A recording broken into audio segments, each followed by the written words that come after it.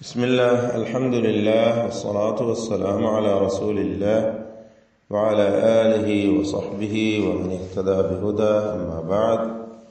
ബഹുമാന്യരായ സഹോദരന്മാരെ, സഹോദരികളെ, സൂറത്തുൽ അൻകബൂത്തിലെ 35 മുതൽ 37 വരെയുള്ള 3 ആയത്തുകൾ പുതിയ പാഠമായി നമ്മളിന്ന് പാരായണം ചെയ്യുന്നു.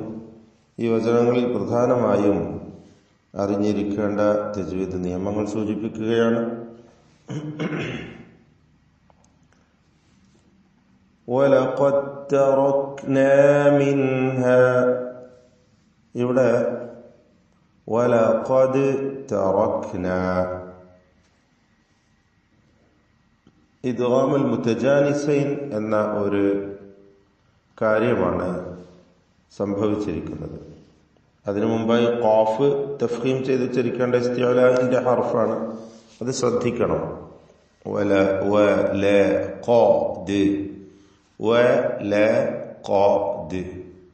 വാവും ലാമും ഇസ്തിഫാലിന്റെ അക്ഷരങ്ങളാണ്, തർക്കീഖാണ്. എന്നാൽ ഖാഫിന് തഫ്ഖീം, അത് ഇസ്തിഅലാഇന്റെ 7 അക്ഷരങ്ങളിൽപ്പെട്ടത്. ശേഷം ദാല്, സാക്കിനത്തായ ദാലിനെ പൂർണ്ണമായും തായിലേക്ക് ഇദ്ഗാം ചെയ്യുകയാണ്. ഈ പൂർണ്ണമായ ഇദ്ഗാം സംഭവിക്കുമ്പോഴാണ് ശേഷമുള്ള മുദ്ഗം ഫീഹിയായ അക്ഷരം, ഏതക്ഷരത്തിലേക്കാണോ ഇദ്ഗാം ചെയ്യുന്നത് ആ അക്ഷരത്തിന് മുകളിൽ ശദ്ദ എഴുതുക. ആദ്യത്തെ അക്ഷരത്തിന്, മുദ്ഗമായ അക്ഷരത്തിന് സുക്കൂൻ തീരെ എഴുതാതെ വിടുക, ഒരക്ഷരവുമില്ലാതെ, ഒരു അടയാളവും നൽകാതെ അങ്ങനെ എഴുതുകയും അടുത്ത അക്ഷരത്തിന് മുകളിൽ ശബ്ദ എഴുതുകയും ചെയ്യുക എന്നത് ഇദ്ഗാം കാമിൽ ആയിരിക്കുമ്പോഴുള്ള അവസ്ഥയാണ്, നിയമമാണ്. ഇതൊരു അടിസ്ഥാന കാര്യമായി നമ്മൾ എപ്പോഴും ഓർത്തു വെക്കണം. ഇവിടെ അത് സംഭവിച്ചിരിക്കുന്നു. ഇവിടുത്തെ ഇദ്ഗാമിന്റെ പേരാണ് ഇദ്ഗാമുൽ മുതജാനിസൈനി സഗീർ. ഇദ്ഗാമുൽ മുതജാനിസൈൻ സഗീർ. എന്താണ് ഈ പറഞ്ഞതിന്റെ ഒക്കെ അർത്ഥം എന്നത് വളരെ വിശദമായി ഇൻഷാ അല്ലാഹ് ഇദ്ഗാമിന്റെ സന്ദർഭത്തിൽ, ഇദ്ഗാം എന്ന പാഠഭാഗം നമ്മൾ വായിക്കും, ആ ഭാഗം വിശദീകരിക്കുന്നതാണ്. അവിടെ വെച്ച് വളരെ വിശദമായി നമുക്ക് മനസ്സിലാക്കാം ഇൻഷാ അല്ലാഹ്. മുതജാനിസൈൻ എന്ന് പറഞ്ഞാൽ ഒരേ ജിൻസിൽപ്പെട്ട, ഒരേ ഇനത്തിൽപ്പെട്ട 2 അക്ഷരങ്ങൾ എന്നതുകൊണ്ട് ഉദ്ദേശിക്കുന്നത് ഒരേ മഖ്റജിൽ നിന്നുള്ളവയോ അല്ലെങ്കിൽ വളരെ അടുത്ത് വന്നിരിക്കുന്ന അക്ഷരങ്ങളോ ആവുക.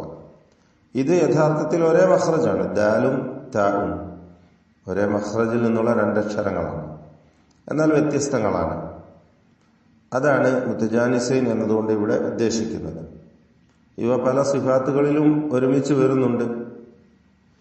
ചുരുക്കി പറയാം, ഇത് ആദ്യത്തെ അക്ഷരത്തിന് സുക്കൂനും രണ്ടാമത്തേതിന് ഹറക്കത്തുമാണ് എന്നതുകൊണ്ടാണ് ഇദ്ഗാം സഗീർ എന്ന് പറയുന്നത്. അപ്പോൾ ഇദ്ഗാം കബീർ എന്നാൽ 2 ഹർഫുകൾക്കും ഹറക്കത്ത് വന്നത് ഇദ്ഗാം ചെയ്യുമ്പോഴാണ്. ആ രീതി അടിസ്ഥാനപരമായി നമ്മുടെ റിവായത്തിൽ ഇല്ലാത്തതാണ്. മറ്റു പല ഖിറാഅത്തുകളിലുമാണ് കബീറായ ഇദ്ഗാം ഉള്ളത്. വളരെ എണ്ണപ്പെട്ട ചില പദങ്ങൾ നമ്മുടെ റിവായത്തിൽ നിന്നല്ല, ഖുർആനിൽ തന്നെ റസ്മ് തന്നെ അങ്ങനെ വന്നതുകൊണ്ട് ചില പദങ്ങൾ അങ്ങനെയുണ്ട്.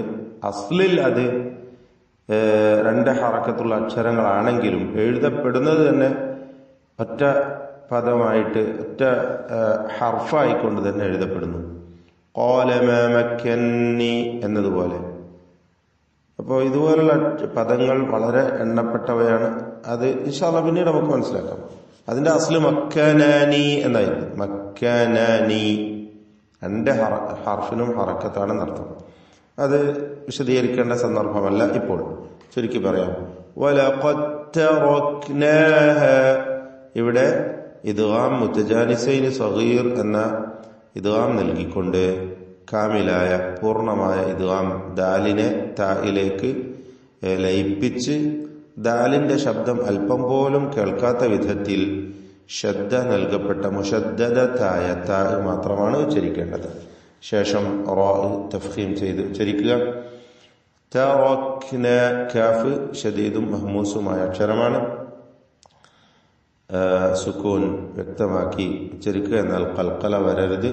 തറക്ന മിൻഹ ഈ പദത്തിൽ സാക്കിനത്തായ നൂൻ ഇൽഹാർ ഹൽഖി നൽകി മണിക്കാതെ വെളിവാക്കണം. മിൻഹ ഇതിന്റെ അന്ത്യത്തിലെ അലിഫിന് മദ് മുൻഫസിൽ ജായിസ് നൽകി 4 or 5 ഹറക്കത്തിന്റെ അളവിൽ ദീർഘിപ്പിക്കൽ അനുവദനീയമാണ്. അപ്പോൾ മിൻഹ ആയതൻ ബയ്യിന, ഇവിടെ ആയതൻ എന്നതിലെ തൻവീനിനെ ഇഖ്ലാബ് ചെയ്ത് മീമാക്കി മാറ്റി മണിച്ചുകൊണ്ട് ഉച്ചരിക്കണം. ശേഷം ബാ വന്നതുകൊണ്ട് അപ്പോൾ ഫലത്തിൽ ഇഖ്ഫ ഷഫവിയുടെ അവസ്ഥയാണ് അതിനുണ്ടാവുക. ഇഖ്ലാബ് ചെയ്യുമ്പോൾ അവ്യക്തമാക്കി മീമിനെ മണിച്ചുകൊണ്ട് ഉച്ചരിക്കുക എന്ന ഇഖ്ഫ ഷഫവിയാണ് ഫലത്തിൽ സംഭവിക്കുന്നത്. അപ്പോൾ ആയതൻ ബയ്യിനതൻ ലിഖൗം, ബയ്യിനതൻ ലിഖൗം തൻവീനിനെ പൂർണ്ണമായും ലാമിലേക്ക് ഇദ്ഗാം ചെയ്ത് ഇദ്ഗാം ബിഗൈരി ഗുന്ന നൽകിക്കൊണ്ട് ഉച്ചരിക്കുക. അല്പം പോലും തൻവീനിന്റെ ശബ്ദം കേൾക്കുകയില്ല. ബയ്യിനതൻ ലിഖൗമി യഅഖിലൂൻ, ലിഖൗം ഖാഫിനെ പൂർണ്ണമായ തഫ്ഖീം ചെയ്ത് തടിപ്പിക്കുക.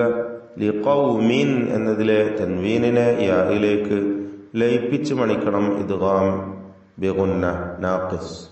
അപ്പോൾ ലിഖൗമി യഅഖിലൂൻ, യഅഖിലൂൻ ഐന് വ്യക്തമായ മഖ്റജിൽ നിന്ന് ഉച്ചരിക്കുക. ഖാഫിന് കസ്റ ഉള്ളതുകൊണ്ട് ഏറ്റവും കുറഞ്ഞ തഫ്ഖീം മാത്രമാണ് നൽകുക. യഅഖിലൂൻ. വഇലാ മദിയന, വഇലാ മദിയന ദാലിന് ഖൽഖല സുഗ്റ നൽകി ശബ്ദം ചലിപ്പിച്ചുകൊണ്ട് അതിന്റെ സുക്കൂനിനെ ഹറക്കത്ത് പോലെ വ്യക്തമാക്കി ഉച്ചരിക്കണം. മദിയന അഖാഹും, അഖാഹും എന്ന് പറയുമ്പോൾ ഖാഇന് പൂർണ്ണമായ തഫ്ഖീമാണ്.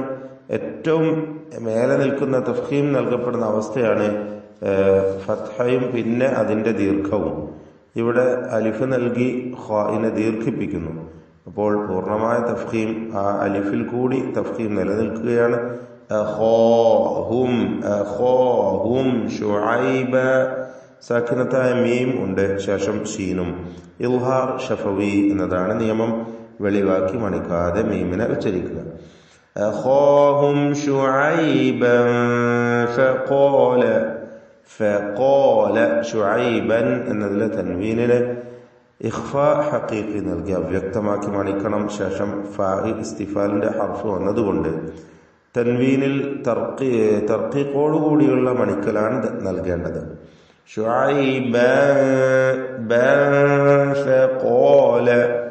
ഖാല എന്നതിൽ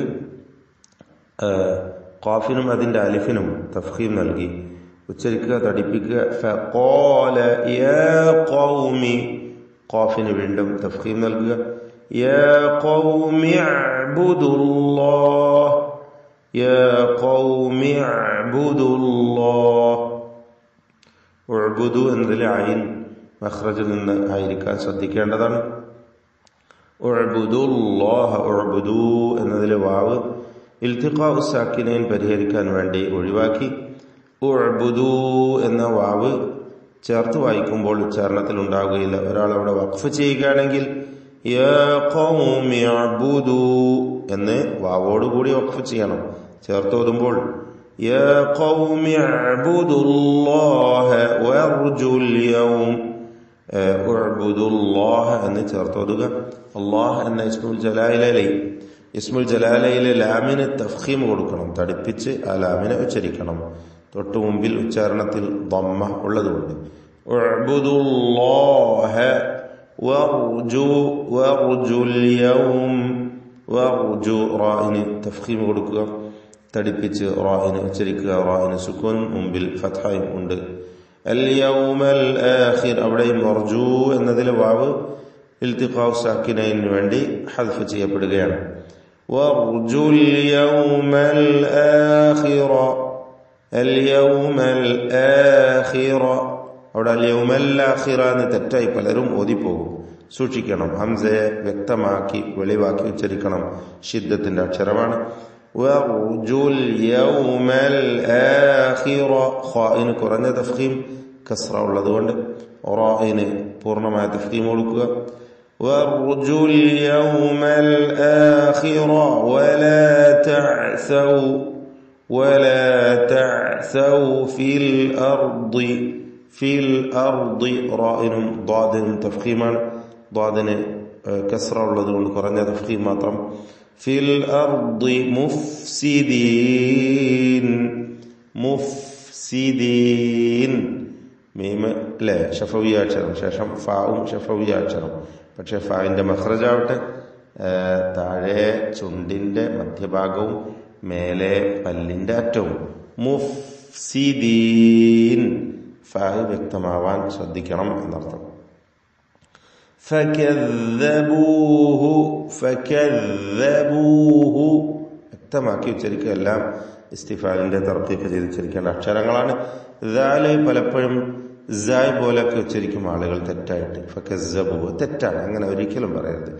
ഫകദ്ദബൂഹു നാവിന്റെ അറ്റത്തിന്റെ മുകൾ ഭാഗം എന്നതാണ്. അറ്റത്തിന്റെ ഏശം മുകളിൽ മേലെ പല്ലുമായി ചേർത്തുകൊണ്ടാണ് ദാല് ഉച്ചരിക്കുക. ഈ ദാല് ലൂസാക്കി ഉച്ചരിക്കേണ്ട അക്ഷരമാണ്. റഖാവത്തിന്റെ അക്ഷരം. ഫകദ്ദബൂഹു ഫഅഖദത്ഹും. വീണ്ടും ദാല് വരുന്നു. അയവോടുകൂടി റഖാവത്തോടുകൂടി ഉച്ചരിക്കുക. ദാലിന്റെ നേർ വിപരീതം, അതിന്റെ പുള്ളി പോയാലുള്ള, അതായത് ദാലുണ്ടല്ലോ, ദാല് ഷിദ്ദത്തിന്റെ അക്ഷരമാണ്. എന്നാൽ ദാല് നേർ വിപരീതമായ റഖാവയുടെ അക്ഷരമാണ്. അപ്പോൾ ഫകദ്ദബൂഹു ഫഅഖദത്ഹും. തഫ്ഖീം ചെയ്യാൻ ശ്രദ്ധിക്കുക, തടിപ്പിച്ചുച്ചരിക്കണം. ഫഅഖദത്ഹുമുർ റജ്ഫ. സാക്കിനത്തായത് വരുന്നുണ്ട് ശേഷം. ഫഅഖദത്, ആ താ മഹ്മൂസാണ്, ഷദീദാണ്, സൂക്ഷിക്കുക. ഫഅഖദത്ഹുമുർ റജ്ഫത. ഫഅഖദത്ഹും അർ-റജ്ഫ. അവിടെയും ഇൽതിഖാഉ സാക്കിനൈൻ പരിഹരിക്കാൻ വേണ്ടിയാണ് മീമിന് ضമ്മ കൊടുത്ത് തഹ്രീക്ക് ചെയ്തിരിക്കുന്നത്, ഹറക്കത്ത് കൊടുത്ത് ഉച്ചരിക്കുന്നത്. ഫഅഖദത്ഹുമുർ റജ്ഫത.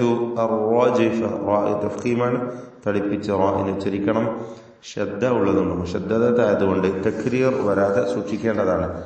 അർ-റജ്ഫതു ഫഅസ്ബഹു. സ്വാദ് തഫ്ഖീം ചെയ്ത് ഉച്ചരിക്കാൻ ശ്രദ്ധിക്കുക. ഫഅസ്ബഹു ഫീ ദാരിഹിം ജാസിമീൻ. എല്ലാ അക്ഷരങ്ങളും തർത്തീഖിന്റേതാണ്, തഫ്ഖീം ചെയ്യേണ്ടതൊന്നും തന്നെ ഇല്ല. അസ്ബഹു എന്ന് പറയുമ്പോൾ സ്വാദിന്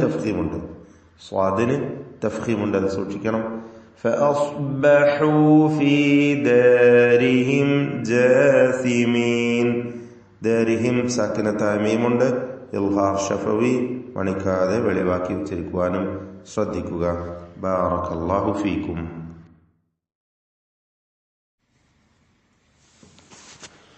أعوذ بالله من الشيطان الرجيم. ولقد تركنا منها آية بينة لقوم يعقلون. وإلى مدين أخاهم شعيبا فقال يا قوم اعبدوا الله وارجوا اليوم الآخر ولا تعثوا في الأرض مفسدين. فكذبوه فأخذتهم الرجفة فأصبحوا في دارهم جاثمين.